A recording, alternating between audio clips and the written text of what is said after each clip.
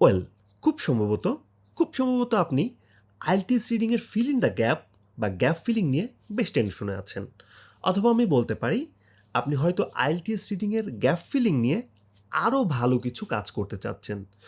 তো যদি আপনার চিন্তা এমনই থাকে তাহলে আমি বলবো আপনি সঠিক প্লেসে এসেছেন। আজকে আমরা আইএলটিএস রিডিংয়ের ফিল ইন দ্য ব্ল্যাঙ্কস বা গ্যাপ ফিলিং নিয়েই আসলে কথা বলবো। তো এই লেকচারগুলো মূলত তাদের জন্য যাদের টার্গেট আইএলটিএস রিডিংয়ে অ্যাটলিস্ট 8 পাওয়া। কেন বলছি?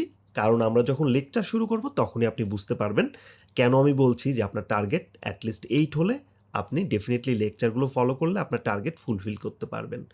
তো তার আগে আমি একটা গুরুত্বপূর্ণ বিষয় আপনাদেরকে অবহিত করতে চাই যে এই ফিল ইন দ্য গ্যাপ বা গ্যাপ ফিলিংটা আইএলটিএস রিডিংয়ের অত্যন্ত গুরুত্বপূর্ণ একটা পার্ট। কারণ আইএলটিএস রিডিংয়ের যে টোটাল মার্কস আছে এর 1/3 আসলে গ্যাপ ফিলিং কাভার করে, অ্যাটলিস্ট 1/3। অর্থাৎ গ্যাপ ফিলিং থেকে কমপক্ষে 15 এবং ম্যাক্সিমাম 25টা প্রশ্ন আইএলটিএস রিডিংয়ে আপনি কমন পাবেন। তো যেহেতু এটা অ্যাটলিস্ট 1/3, কিছু কিছু ক্ষেত্রে এটা মোর দেন 0.5%, অর্থাৎ অ্যারাউন্ড 50% আপনি হচ্ছে রিডিংয়ের টোটাল ব্যান্ড স্কোরের অ্যারাউন্ড 50% আপনার এই গ্যাপ ফিলিংয়ের উপরে ডিপেন্ডস করছে। দ্যাটস ওয়াই আমি বলছি এটা অত্যন্ত গুরুত্বপূর্ণ। তো আর কথা না বাড়িয়ে চলুন আমরা আমাদের ক্লাসটা শুরু করি। প্রথমেই যে কথাটা আমি বললাম যে এই ফিল ইন দ্য ব্ল্যাঙ্কস বা গ্যাপ ফিলিংটা আসলে কোনভাবে আসতে পারে। এটা কমপ্লিট দ্য টেবিল আকারে আসতে পারে, কমপ্লিট দ্য নোটস আকারে আসতে পারে, কমপ্লিট দ্য সামারি যেটা উইথ ক্লু বলি আমরা, complete the summary without clue যেটা অর্থাৎ যেখানে আসলে ওয়ার্ডগুলো দেওয়া থাকে না উইদাউট ক্লুতে, আর উইথ ক্লু যেটা আপনার অপশন দেওয়া থাকে, আপনার অপশনের মধ্যে থেকে বেস্ট অপশনটা বেস্ট প্লেসমেন্ট করতে হয়। এরপরে কমপ্লিট দ্য সেন্টেন্স আকারে থাকতে পারে এবং কমপ্লিট দ্য ডায়াগ্রাম আকারে থাকতে পারে। তো যারা আইএলটিএসের মোটামুটি প্রিপারেশন শুরু করেছেন তারা এই বিষয়গুলো অবহিত আছেন বলেই আমার মনে হয়।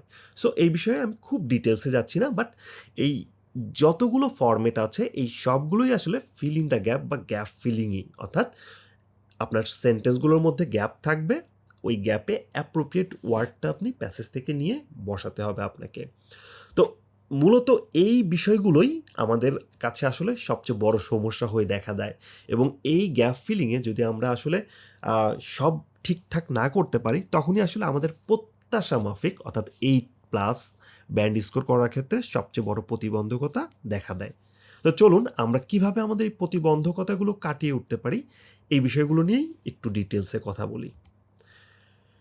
শুরুতেই এখানে আমি ক্যামব্রিজ 18 থেকে ক্যামব্রিজ 10 পর্যন্ত অ্যানালাইসিস করেছি, এবং এই ক্যামব্রিজ 10 থেকে ক্যামব্রিজ 18 পর্যন্ত টোটাল অ্যানালাইসিস করার পরে আমি আসলে কিছু ফাইন্ডিংস পেয়েছি, এবং সেই ফাইন্ডিংসগুলো নিয়ে আমি কথা বলবো। আশা করছি এই ফাইন্ডিংসগুলো আপনাকে ব্যাপকভাবে হেল্প করবে। I believe, I can assure you. Okay, so let us start. প্রথম ক্যামব্রিজ 10-এর এই প্রশ্নটাতে যদি আসি, এটা ফিল ইন দ্য গ্যাপ। এখানে রানী কি ভাব, কোনো একটা কিছু সামথিং, তারপরে কি বলেছে, excellent condition despite the dash of 2001। তো এই গ্যাপটা যখন আমরা পাচ্ছি তখন নর্মালি আমরা এইখানে কিওয়ার্ডটা মার্ক করব, তারপরে প্যাসেজে গিয়ে বোঝার চেষ্টা করব যে এই গ্যাপটা আসলে কোথায় আছে, দা এর পরে কী হবে, এইভাবে। বাট অ্যাকচুয়ালি আপনি যদি প্রপার অর্গানাইজ ওয়েতে সার্চ করতে চান তাহলে দুইটা বিষয় আপনাকে ফোকাস করতে হবে, জাস্ট দুইটা বিষয়। প্রথম যেটা সেন্টেন্সটা পড়লেন, excellent condition despite the dash of 2001।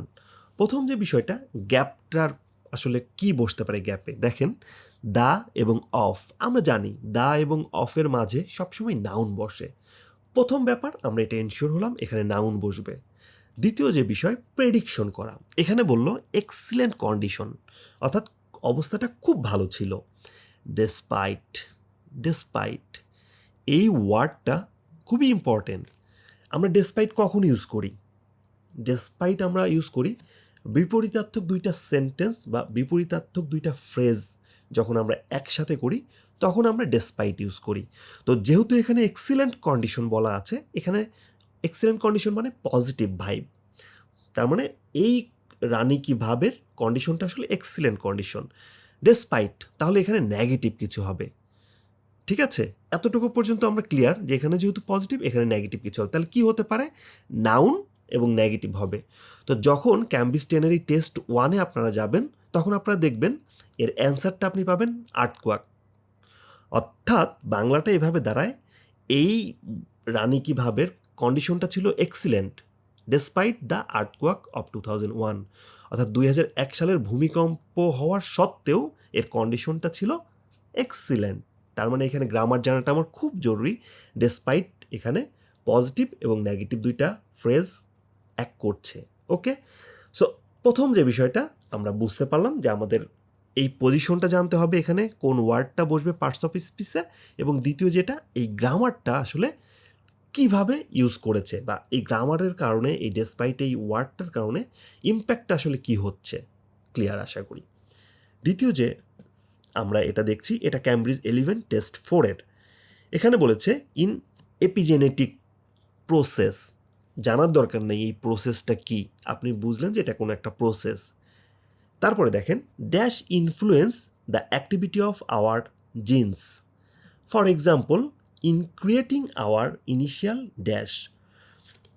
আমাদের টেন্ডেন্সি হচ্ছে এই প্রশ্নটা দেখার পরেই আমরা কিওয়ার্ডটা ধরেই, ইউনিক ওয়ার্ড বা কিওয়ার্ডগুলো ধরেই আমরা প্যাসেজ গিয়ে খোঁজা শুরু করব।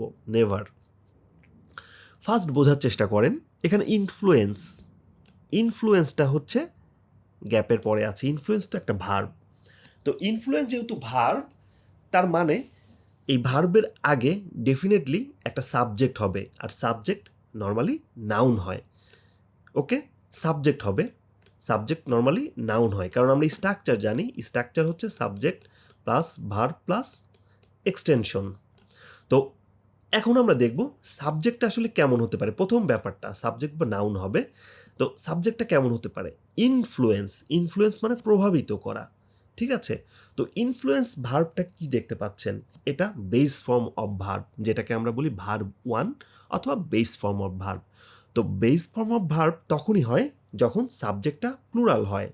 যেমন একটা উদাহরণ দিলে আসলে ক্লিয়ার হবে আপনাদের, সেটা হচ্ছে যে he plays football,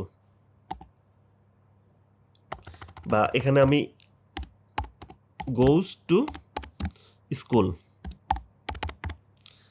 R they go to school. একটু বোঝার চেষ্টা করেন এখানে ফ্যাক্টটা কি। ফ্যাক্টটা হচ্ছে যখন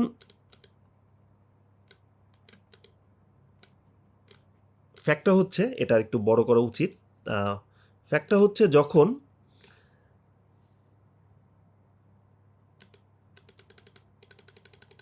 হচ্ছে যখন হি সাবজেক্ট হিসাবে he third person singular number থাকবে, তখন ভার্বের শেষে এস বাই এর যোগ হচ্ছে।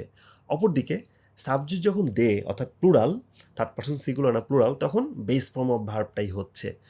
সো এখানে ইনফ্লুয়েন্স হচ্ছে বেস ফর্ম অফ ভার্ব। তো যেহেতু বেস ফর্ম অফ ভার্ব আছে এখানে, তার মানে এখানে সাবজেক্টটা হবে প্লুরাল, অর্থাৎ দে টাইপের কোনো একটা সাবজেক্ট হবে। এটা আমরা শিওর হলাম যে সাবজেক্টটা আমার প্লুরাল হচ্ছে, যেহেতু বেস ফর্ম অফ ভার্ব আছে এরপরে। সো আমরা যখন অ্যান্সার খুঁজতে যাব তখন আমরা রিডিং প্যাসেজে এই প্লুরাল ধরে খুঁজবো, অর্থাৎ হি টাইপের কোনো কিছু খুঁজবো না, প্লুরাল যেখানে সেই প্লুরাল ধরে খুঁজবো। ওকে, তো এটার এক্সাম্পল আমি ক্যামব্রিজ 11 যখন সার্চ করেছি, এর এক্সাম্পল হচ্ছে chemicals influence the activity of our genes, for example in creating our initial something. Initial তো জানেন অ্যাজেক্টিভের পরে হবে নাউন, ইনিশিয়াল অর্গানস। ওকে, তো আশা করি এটা ক্লিয়ার আপনাদের। এরপরে এরপরে 3 নাম্বারটা, but no impact has been as as that of language. তো যারা গ্রামার জানেন তারা জানেন যে অ্যাজ এটা হচ্ছে ডিগ্রি অফ কম্প্যারিজনে হয়, অর্থাৎ অ্যাজের মধ্যে সবসময় পজিটিভ ডিগ্রি বসে। ডিগ্রি হচ্ছে 3 ধরনের, পজিটিভ, কম্পারেটিভ, সুপারলেটিভ। যেমন পজিটিভ হচ্ছে গুড, কম্পারেটিভ হচ্ছে বেটার, আর সুপারলেটিভ হচ্ছে বেস্ট।